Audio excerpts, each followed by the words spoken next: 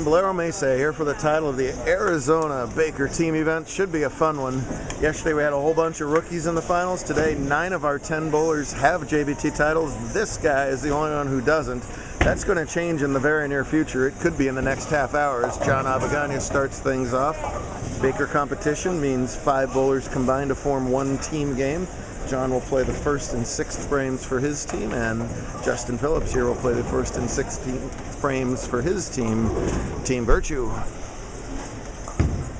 Smooth lefty lets it roll, and is proud of himself for that Brooklyn strike on camera. Oh my goodness.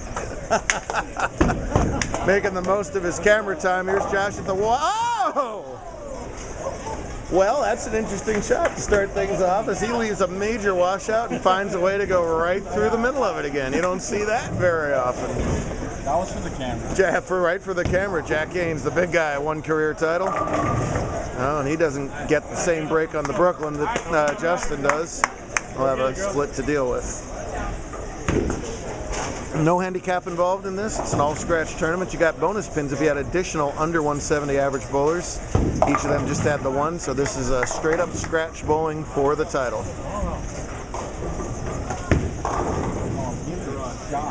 The last time Josh threw a runner-right Brooklyn on camera, it was the last shot of our tour before COVID. He threw a horrible shot, and it carried, and he threw to finish off a crazy comeback at Mesa East to win his first title, and then the world stopped. And then we were. Hey! I just want to point out to Kendall that she just converted a 610 on camera. That's her first 610 conversion after a series of misery regarding that stupid 610 spare. 17-time champ Sorrel Cardina is up in the 3rd. His team leads by 3. Pretty good shot there. Tough pattern, dead man's curve. Tough at the start, transitioned into tough, and now it's kind of bottomed out at tough. Had to make good shots all day long, as all of these bowlers have been doing. Josh Abagana having a heck of a year on tour right now, looking to add another title to his 3 wins.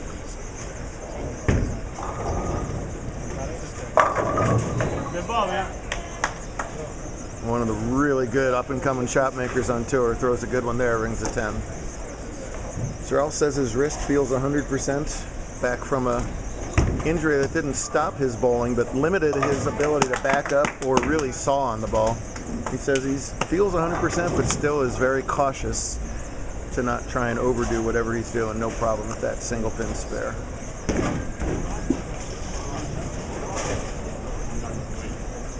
Josh, excellent fundamentals. Cross lane at his 10, no problem at all. Chris May is going to bowl the 4th and the 8th in this 4th and 9th rather in this first game. Covering a lot of boards. Needed to cover just a few more to make that ball face up and peel a little bit better. Brady just ran for 15. He's insane this year. Look at that mobile 48-year-old, whatever he is. I know. I like to make him older than me. It makes me feel better. Yeah, girl. The rock-solid Caitlin Abagana already got herself a scratch title this season. Been integral to this team's success all day long. Throws 10 in the pitch. He doubled in the 10th frame as the anchor bowler to eliminate another team earlier. This is best 2 out of 3 match play. And anchoring this time, why not, when you have a 13-time JBT champ and PBA star Josh Blanchard just retired from active competition in order to be the West Region PBA director, doing a fantastic job at it. Says that the last time he picked up a competitive bowling ball was when he bowled nationals in June. This is the first time since then, and I think he has shook the rust off. Michael Fitzgerald won a couple JBTs, been doing as many of our doubles and team events as he can. Glad to see him make a title match here. Good night, good night. As usual, fast action here as we get to spotlight 10 bowlers instead of just 2. We love that. No problem for Blanchard at his 10 pin as well. Each Josh looks solid at their 10 pins. See if Fitz can do the same. This team chose to start on lane 6, which means they'll get to bowl game 3 on lane 6 if we do go to a tie-breaking match. 3 excellent shots at the 10. That's no surprise because we did a 10-pin drill at our sort of halftime show, and it went on forever as people keep plunking off only 10 pins all day. Eventually won by Dave Leverage over Sebastian Huffman in an adult versus junior final of that.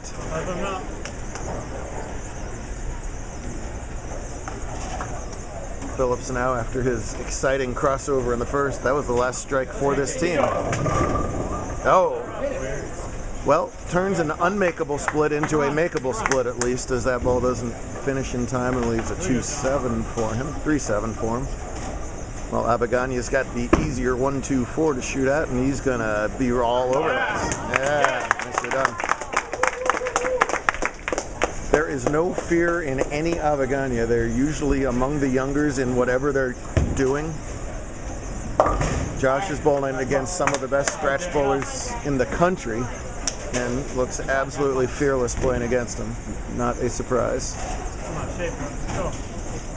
Kendall having yet another fantastic season, 2-time defending handicap all-conference bowler of the year. Has a great shot at her third, starting to win and compete in scratch level events too. She'll take that Brooklyn strike. See what Haynes can come up with in the 7th. There's a nice shot by Jack. Trips that 4-pin.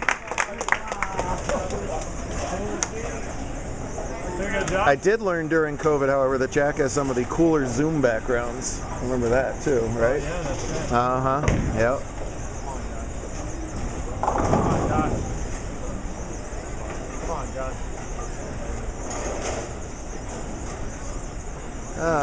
Abegania's team leads by 8. Strike working can make it 18 if Josh Abegania can make it 2 in a row here in the 8th.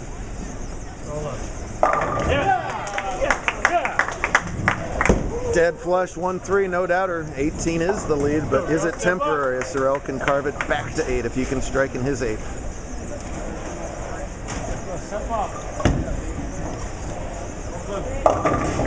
Tell you, that's a stacked team. We have Sorrell Cardenas bowling the 3rd and 8th, but maybe he doesn't have the best look team. Baker is such a team-oriented game. Yeah, individual talent is nice, but the chemistry's got to be there. The moves have got to be there. It's an entirely different creature. Get it. Yeah. Just to remind people who don't watch her every day, that's a 9-year-old girl there throwing those strikes dead flush in the. It's a bit of a running joke, folks.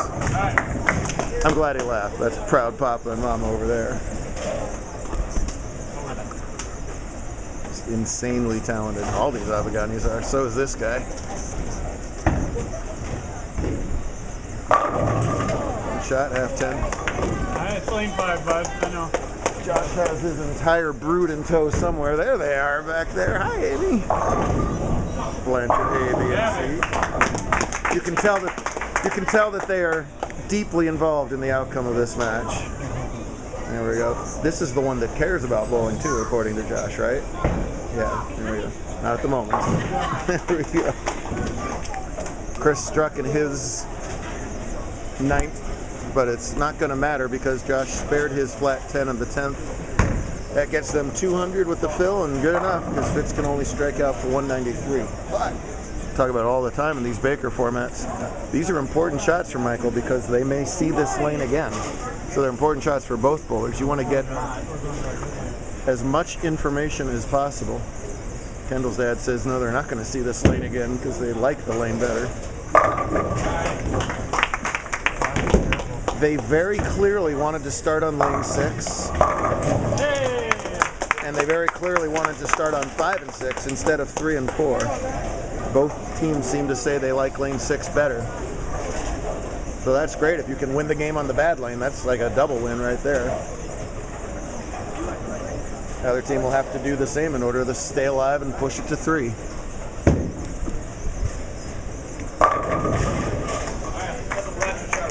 I gotta say, we love Bolium, but this is much more fun recording this at 3 in the afternoon than 11:30 at night. I gotta tell you. Yo, I might have to. Although that's the second year in a row we did finish before midnight.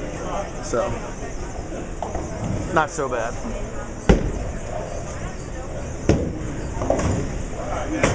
All right, a well-bowled 200 to 181 final in game one. They will flip-flop lanes.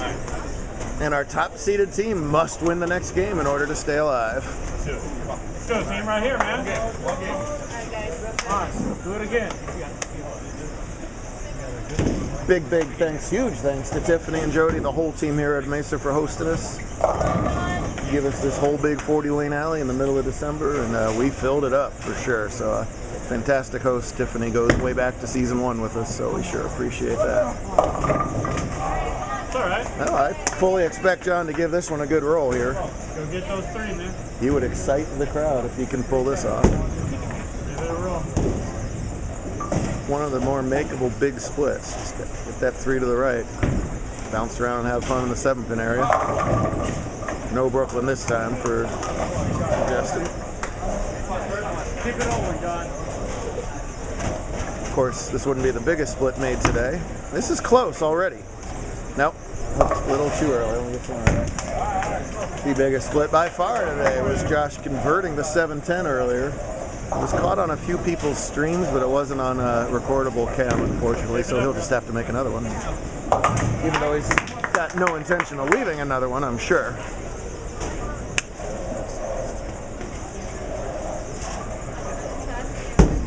Rapidly improving Bolea.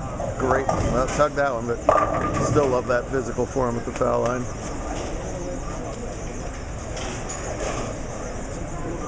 See if Haynes can consolidate the spare in the first. Pretty good shot as well. Nothing wrong with 9 spare right now.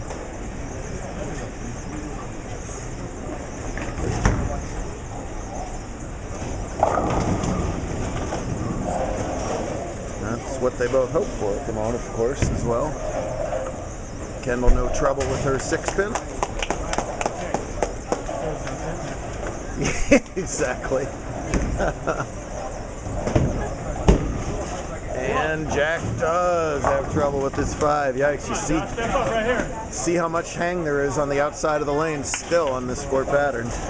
Hangs just too long, and their lead shrinks to 1. But this is where I'm talking about gelling as a team and getting them to shake it off. Instead, Jack just kind of walks off on his own to lane 3. I would be up there going, come on, Jack, you got back in this. Everybody handles it differently, though. Now it's Abigani's turn to try and jump on a mistake. No! And instead, that pops up. Sorrell's walking onto camera left. His chance to jump on an error. Match play competition. It's not always 250 to 240. There have been plenty of grind out games today. There was a 154 to 151 winner earlier today. It's the give and take of bowling. If you have a lot of power, you create margin for error. Josh has less power but is far more accurate. And every once in a while something like this will pop up. Rare though. Smart to get the 1 pin, you never know what's going to happen. Sorrell will probably throw a backup ball at this. And he does. Yeah. I cannot get over how talented these kids are, just whipping out a backup ball at a 10 pin like it's absolutely nothing. Just bing! Get into the 4. Yes, girl, yes. So good. So good. Chris, an owner of 5 career JBT titles.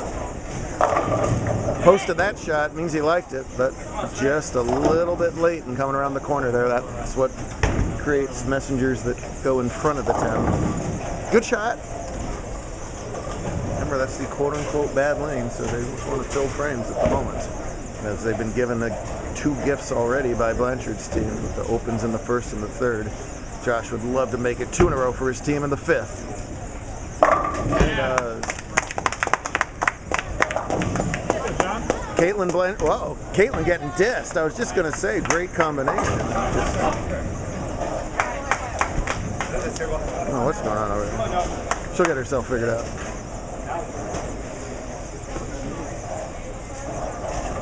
Josh's kids came running into the approach before, and John looked at him like, "Come on, you little runs, get out of here."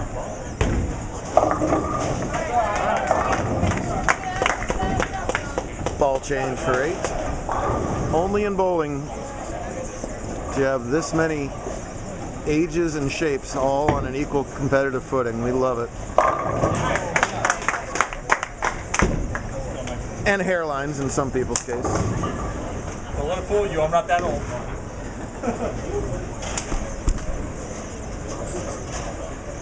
I'm older than all of them, so I get to say crap like that. Cross lane at the 610, that looks great. Yeah. The 610 jinx is officially over. Come on, girl. Come on, open it up. Go.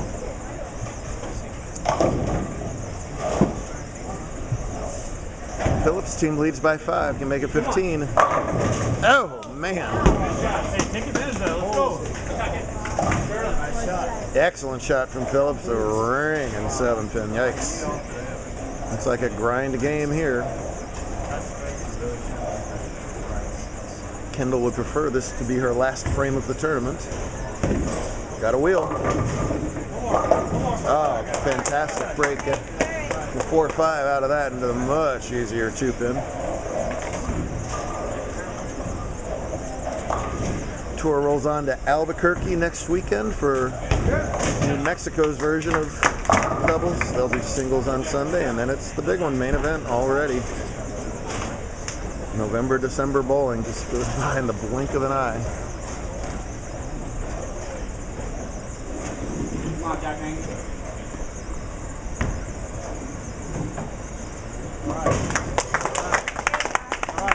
No problem with the 2. Let's see if Jack can rebound here. Natural move to go a little bit high after that light error last time, but again, makeable spare.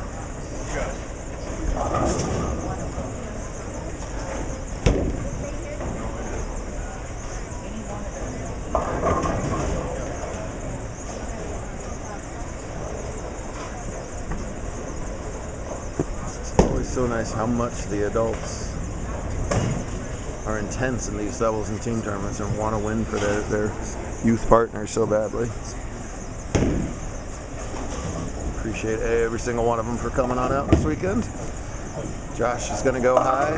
Natural, same natural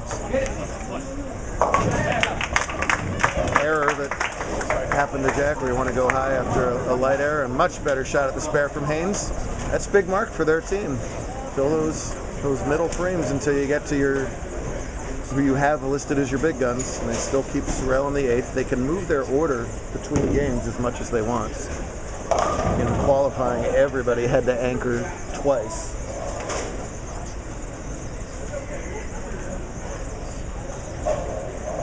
Now, whatever they think gives them the best opportunity, no problem whatsoever at that 6. He'll make that 100 out of 100 times. 5-pin lead for Sorrell and company. 8th frame, must-win game. 10 back. One of the very best to ever come out of Vegas on tour. 17 wins, would love to have 18 in about 25 minutes.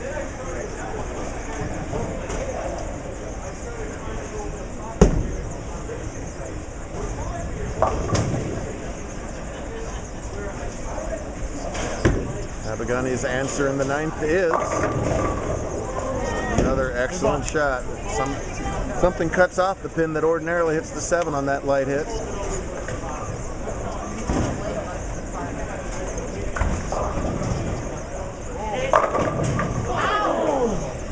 And then, holy cow. Man, I see the deal on lane 5. Everybody's throwing, most people are throwing pretty good shots, and there has been little to no love on that lane. They're desperately trying to sub in Blanchard, but he's saying, no dice, I'm playing against you.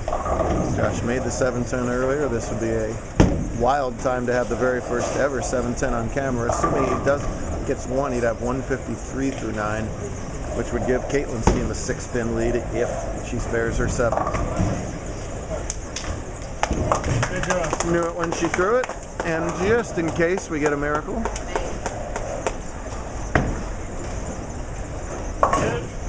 Not to be.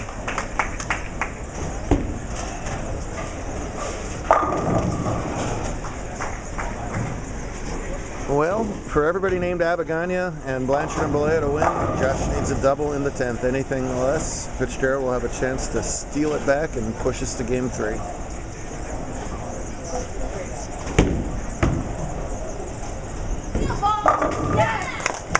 You don't get to Josh Blanchard's level in this sport without puring him when you need him.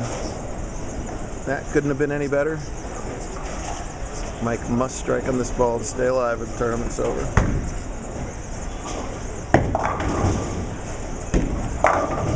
Equally pure from Fitzgerald. Mike's been having improving success in big scratch events and regionals as well. Of course, Mike is usually entering tournaments that Josh runs these days, not tournaments that I run these days. So one big circle of bowling here. Right now, Director wants to beat Bowler. There it is! Yes! Well, there are now 10 JBT champs on this pair. As the one who didn't have one has one. You got your first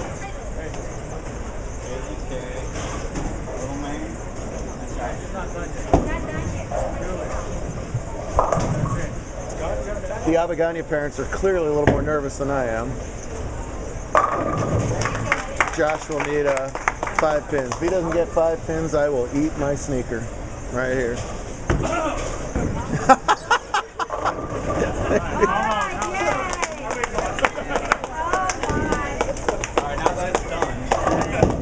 The friendly dart from Fitzgerald fails. And that's also Director Hug and Bowler right there too, as Kendall went up and won the PBA Junior before. So excellent job by 10 super talented bowlers. Really a pleasure to watch today and all weekend long.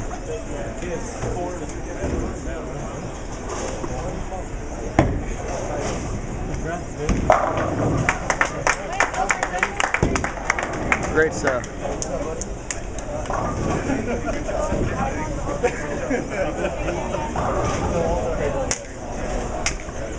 There's a JBT champ. There's the JBT finals. They're all anywhere you look, anywhere where you point the camera. Good to see you, bud. Take care. Laughlin's next for you. Sounds good. All right, JBT Bowlers and Barons, that wraps up just a fantastic weekend here at Mesa. Thank you so much to Ted and the whole crew for having us. Your runners-up today are 5 really talented bowlers: Chris Mays, Cheryl Cardenas, Justin Phillips, Michael Fitzgerald, and Jack Haynes. Great job, everybody. Well done.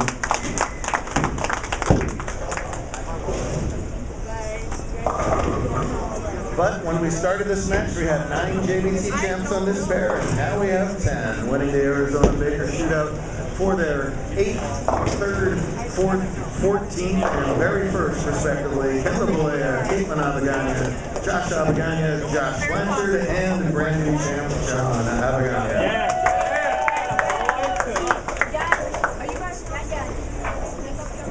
Great stuff. Thanks so much for sticking around and cheering them on.